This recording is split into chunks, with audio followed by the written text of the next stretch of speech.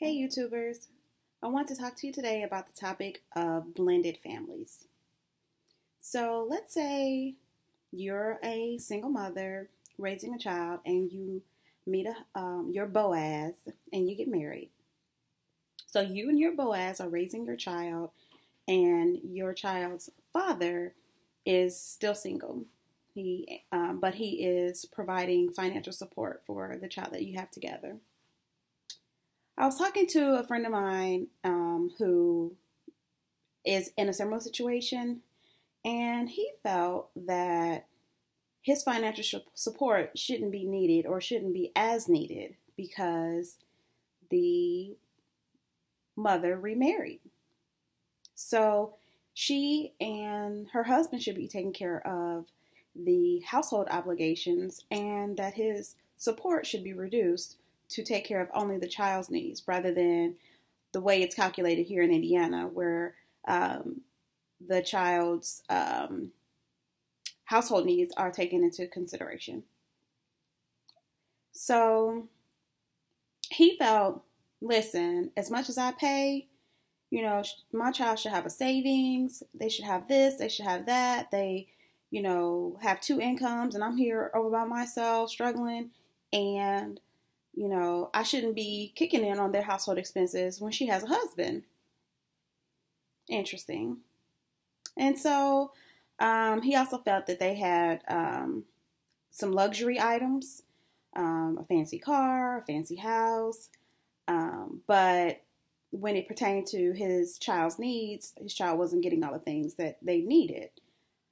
And the child was being told, well, your support pays for the household living expenses.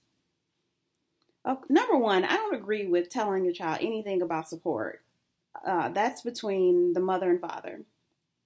So whether the child's father or mother in some instances pays support or doesn't pay support, what the expenses, the support pays for, things like that. I don't really believe children should be privy to that type of information. We should be protecting our children in some instances from that type of thing.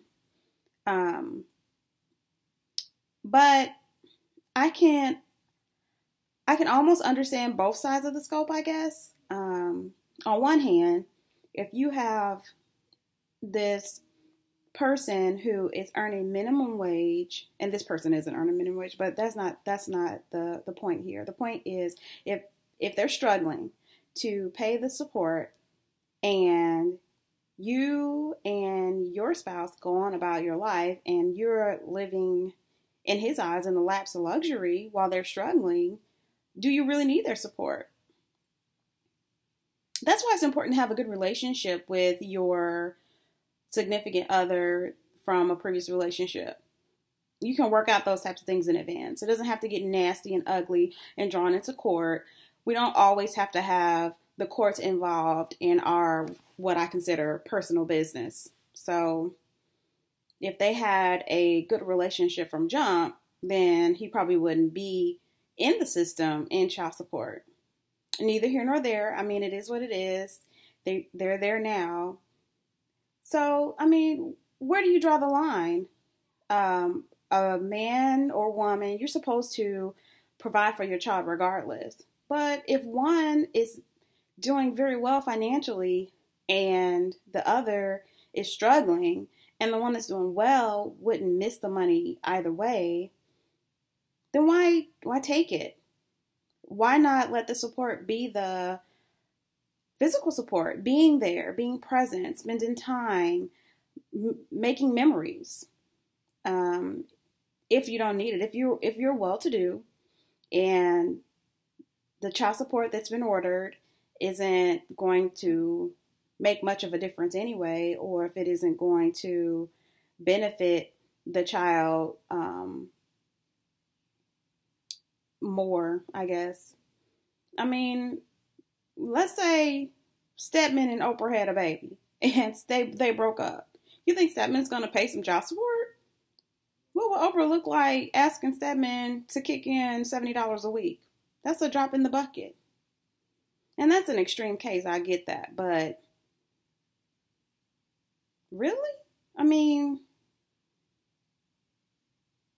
I don't know. I don't want to release anyone from the responsibility of their obligations. That's not what I'm saying at all. What I'm saying is we as women sometimes try to punish men because they hurt us or because we want to hold the key, and it's the power. Now I have the power. I have the power in my hand, and you're going to do as I say if you don't want to A, get in trouble with the court, or B, not see your child. Not cool. But